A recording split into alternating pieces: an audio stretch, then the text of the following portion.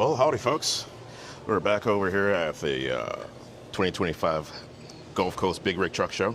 And we're about 30 minutes before the doors open, so we're going to take advantage to have an interview here with a gentleman that's bought a pretty cool truck here to the show. So why don't you go ahead and introduce yourself? Yes, sir. I'm Charlie Birch, Cowpen Creek Ranch.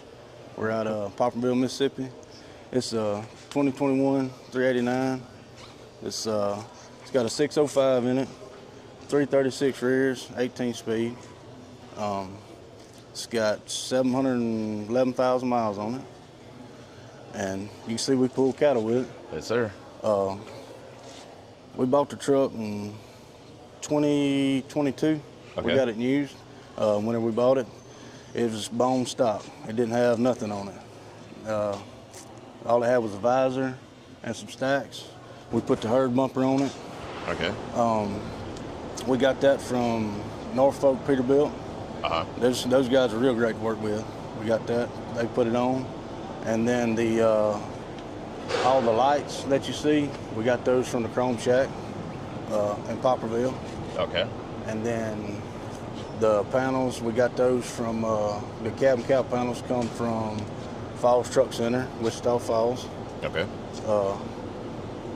It's just a plain old work truck, really. I mean, we try to keep it clean. A plain old work truck, Yes, you say? just a plain old work truck. I mean, it works 6 days a week. Very cool. You know? Very modest of you. Yes, sir. The deck plate in the back, it's a Merit deck plate. We got that from the Chrome Shack also. That's a new gen drop-in box with the quick connects and dual airline hookups and dual power. Okay. We put the lights in the back of the sleeper. Didn't have none in there. Okay. It was pretty much bone stock whenever we got it. All right, so bone stock. So before we get too far going into the truck here at the show, you sent over some photos of what the truck looked like when you first got it. Yes, sir. So we'll take a look at those images. Yes, and you can walk us through what we're looking at. That right there is where we first bought the truck. I mean, you see it had the 20-inch blind mount bumper on it. That's just the stacks. It had a 120-gallon fuel tanks on it. Now it's got a 150 on the passenger side and 120 on the driver's side. Okay. The deck plate, it didn't have none of that on it. It was just bone stock, had a set of fenders.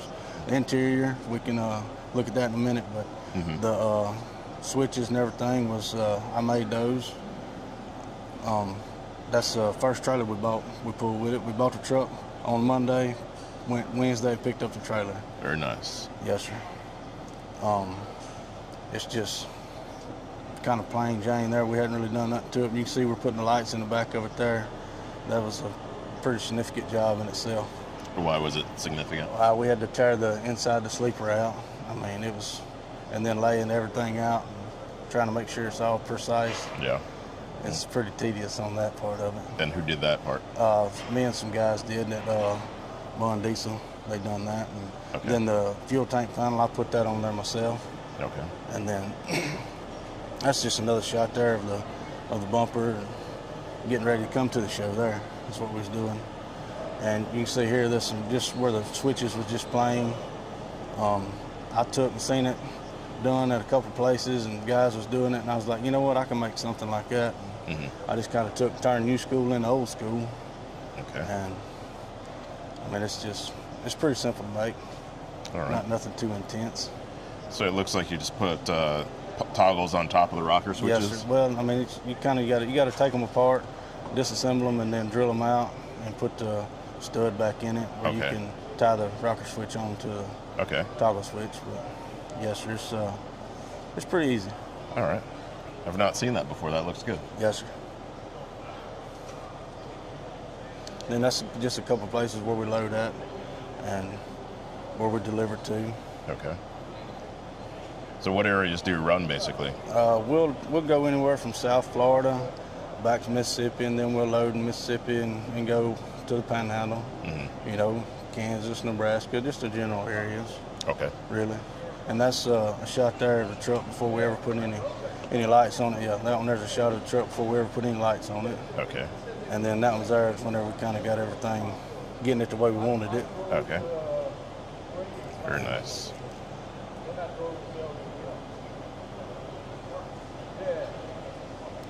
those are just some shots. We was getting ready to come down to the show and getting everything dialed in. Very nice.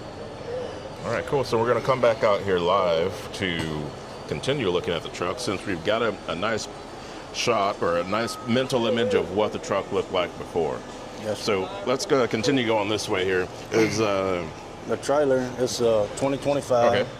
It's we picked it up. It's almost a year old. We actually picked it up right after the show last year. Okay. Is that a typical spot to keep a spare tire right there? Yes, sir. On the cow trailer, it is. All right. I don't know how I've missed that. Maybe some guys just don't some put them guys, there. Some guys don't run them. Some guys do. You know. Okay. We try to run them with a where we can, if we do have a blowout, we can change it ourselves. That way, we don't have to really wait a whole lot. But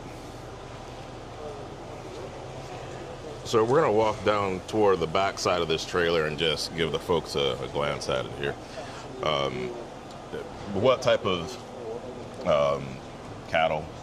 We haul feeder. We haul what they call feeder cattle. Some people call them stockers, but we haul feeder cattle. That's 95% of what we haul. Okay.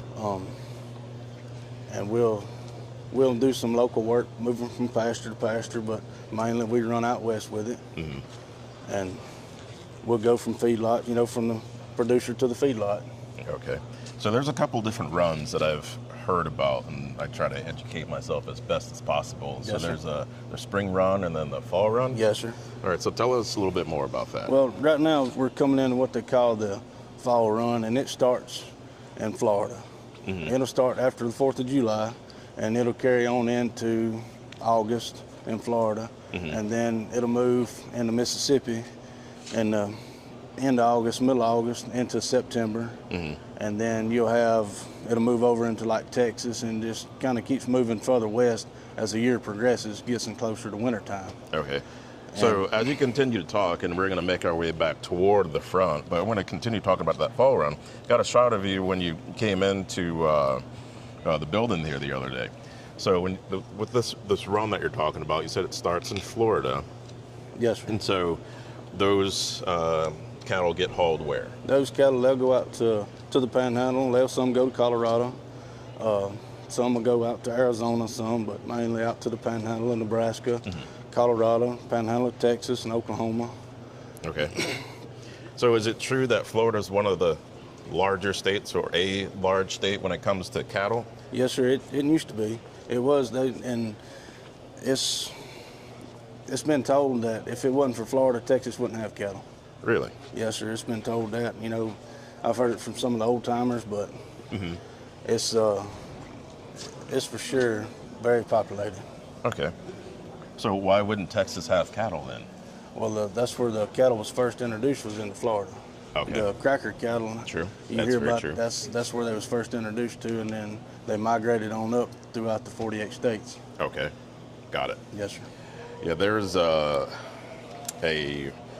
run that was done a couple of years ago to celebrate the cattle that, gosh, don't quote me on it, not Ponce de Leon, but one of the guys way back when in the 1700s brought to Yes, sir. the just south of the Tampa area. Yes, sir.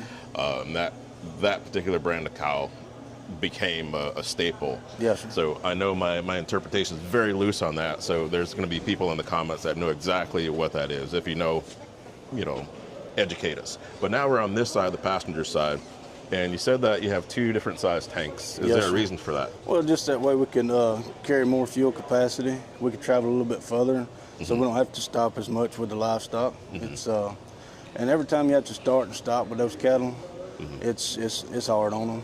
And that's the reason, like you see people stop. You'll see a cow truck, they'll go to stopping a mile ahead because they're trying to keep everything standing up back there. And that's what a lot of people don't realize, is that whenever we're hauling cattle there, they're standing up there just like us, moving around. And we got to keep them standing on all fours.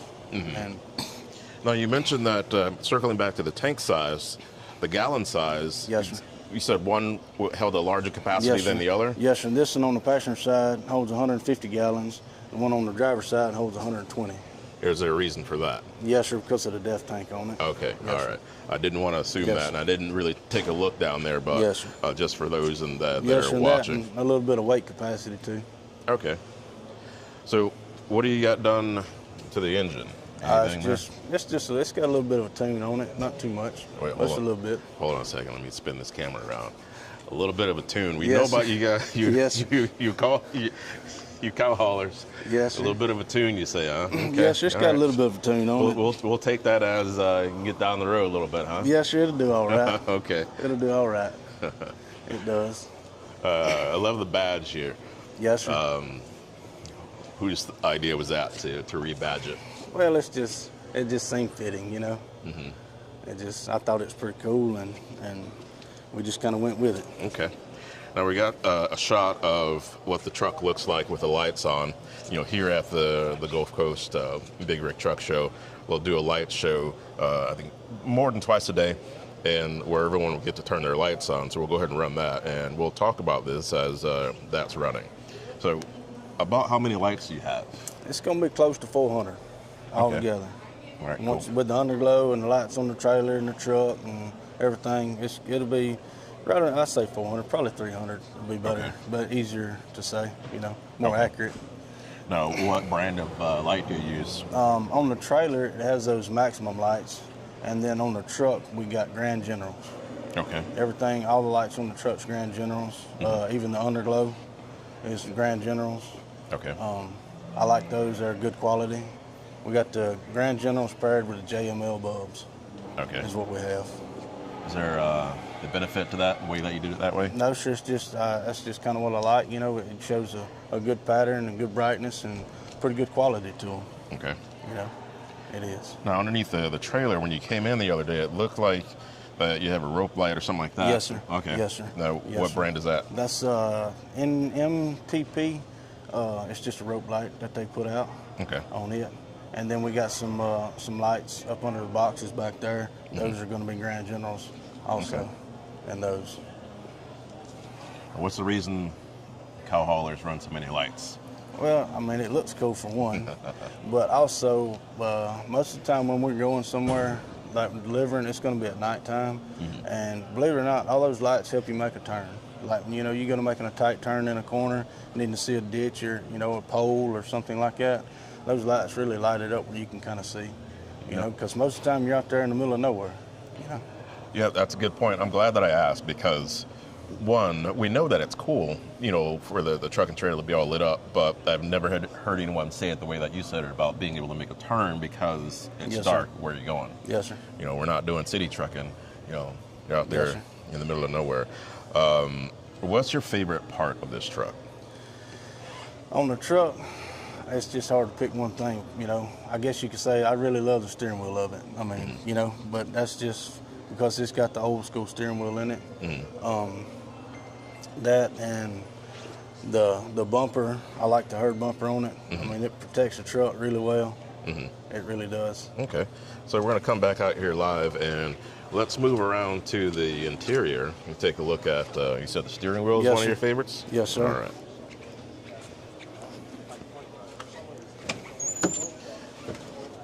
In the meantime, one of the viewers had a question. He says it looked like it had a longer frame section behind the rear axle. Is there a function to that or just the way that the truck came? That's the way the truck came. Whenever we bought it, they didn't. It was an error from the dealership. The guy told me, and it was made so you could put a pintle hitch back there, but it's not functionable for us. Okay. You know, for what I do, and All I do right. plan on taking it off and building a tailboard back there. Okay. So tell us what you've done to the interior here. On the interior, I mean, we put the watermelon lights in the roof, which, I mean, we got those from the Chrome Shack also in Poplarville. Those are super bright. They help at night a lot when you're trying to fill out paperwork and just putting them on in the parking lot to look cool also. The steering wheel is just a retro steering wheel. Just get the old school feel and look to it. We got that from the Chrome Shack. Very nice. Then the switches, like I was saying earlier, I built those. The seats also, I can't say enough about the Atlas 2 seats. They're, I know everybody's got their own preferences, but it's top-notch shelf, if you ask me. Why do you like them? They're extremely comfortable. Extremely comfortable. Okay. Well, a lot of folks, they go with one of the staples in the brand or in the industry, and that's Bostrom. And so, how do you compare these to the Bostrom seats? There's no comparison in my book because the Bostrom seats, they're not durable. You know, they don't have a whole lot of cushion, and we spend a lot of time riding, you know, and they don't have a whole lot of cushion to them. So you can kind of start to feel the bars in the pipes and stuff like that in it, you know. Makes sense. Now I'm going to spin the camera up here at that CB. Yes, sir. You got some stuff going on underneath the underside of that CB. What do we got going on there? That's a Fat Boy 6 peel. It does pretty good. It'll put out about 1,100 watts. I mean, it's not too bad. I got that from JJ CB shop in Jackson, Mississippi. Not too bad, you say. There's a cooling fan underneath the thing. Yes, sir. Yes, sir. It does pretty good. Yeah, I'd imagine so. You probably heat up lunch with that thing too, huh? Yes, sir. It does pretty good. That's cool. So, how do you like this show? It's a good show. I like it. This is my second year coming here. I enjoy it. It's a good atmosphere. You get to sit around and tell stories and listen to old guys talk about it. Yeah. You know, I mean, it's pretty awesome. That's right. You know, and for those that don't know, we're at the 10th annual, Gulf Coast Big Rig Truck Show here in Biloxi, Mississippi, just west of Biloxi, right on the beach. It's a great time. It's Saturday morning. The show hasn't even opened yet. It's scheduled to open at 10. So if you're in the area, you still got plenty of time to come over here and check this show out because you're right here, just south of I-10, about 4 or 5 miles south of I-10. Right off the beach. Yep. So we're looking at an aerial shot of how this place is laid out. You can whip in here, and there's truck parking, off to the left. What we're looking at is general parking, but to the left of that blue building there, that's where we are, inside the show area. But over to the left, behind that parking garage, there's truck parking back there. So if anybody's rolling through and got some time to kill, come on in. Yes, sir. Because it's a good show, and obviously it's air conditioned, so it's a good time. Big plus. Yes, South absolutely. Mississippi in July. Yes, sir. It's a plus. Yes, sir. So I'm trying to think if there's any other questions that I want to run past you. Let me ask you this. If a guy wants to get out of what they're hauling now, if they're hauling regular freight, flatbed, or anything else, and they're like, you know what, I want to get out into some of these, tucked away areas and haul some cattle and things like that, what would you say to them to encourage them or educate them? I would say if you're doing it there's reasons to do it. I mean, if you're doing it for the cool trucks and the fast trucks and all the lights, that's the wrong reason. I mean, you got to love what you do. There's a lot of work goes into hauling cows that people don't see. I mean, you've got to stop. If you got one that's sick, it's your responsibility. I mean, and if you want to get into it, and it's best to ride with an older guy, somebody's been doing it for a while, and see if that's really what you want to do. Mm-hmm. I mean, yeah, a cow truck gets a lot of attention, or livestock truck gets a lot of attention. I mean, you got to pay attention to traffic and stuff like that around you all the time. Mm-hmm. People want to ride up and look at the cows on the trailer and stuff, but it's a lot of responsibility to it. And if they want to do it, they just need to do it because they love it, Mm-hmm. because they fell in love with it or born into it. Mm-hmm. But I'm all for anybody trying it, but just do it for the right reasons. Yeah. That makes a lot of sense. I want to circle back to what you said, like if there's a sick, cow or animal, what do you do? Walk us through that. Well, I mean, you have to take the best care of them as you can. If they get down in the trailer, you've got to get them up, and sometimes if you have to get in there to get them up. Sometimes you do, and then sometimes you don't. Sometimes you can get them moved over to the side where they can lay down and be protected. Mm-hmm. How would that even work? Because if you're hauling, X amount of head of cattle in there, and you got to get back into one, what do you do? I mean, sometimes you can go in through the side door. I mean, theoretically, if they're smaller calves, 300 and 400 pounds, you can get in there and move them by yourself. But if they own up 600-700 pounds, you're not getting in there because you'll get hurt. Yeah. You won't come out of there. You know? Okay. But it's dangerous enough, loading them, getting in, loading them and stuff. Mm-hmm. But most of the time, you can get them moved over, and they'll be fine. Okay, makes sense. Now, before we get out of here, I'm going to circle back to the engine and everything else. Aesthetically, underneath the hood, do you have anything done that you'd want to show off? No, sir, not really. It's No? just a plain. It really is. It's just a plain Jane motor. Yeah, Just, okay. You know, So you got we that- hadn't got to that part yet. Because you got it unlatched there. I'm Well, just making that's- sure you got it unlatched. No, sir, there's All nothing. right. There's really nothing in there. That's Okay. just all plain Jane. All right, Charlie. Well, I appreciate you taking time to talk to us here on camera. Oh, yes, sir. Glad you came to the show here, and Yes, sir. I'm glad to be here. yeah, we got a good day ahead. So Oh, yes, sir. appreciate y'all, and those that are on the channel, either on Facebook or what have you. Make sure you go back over to the Facebook page, refollow the page, because you may have been unfollowed, or you may have been told to unfollow, or however that works. But check that out. Make sure that you're following the Big Rig Videos page, and we appreciate everyone here, and we'll catch y'all soon. All right.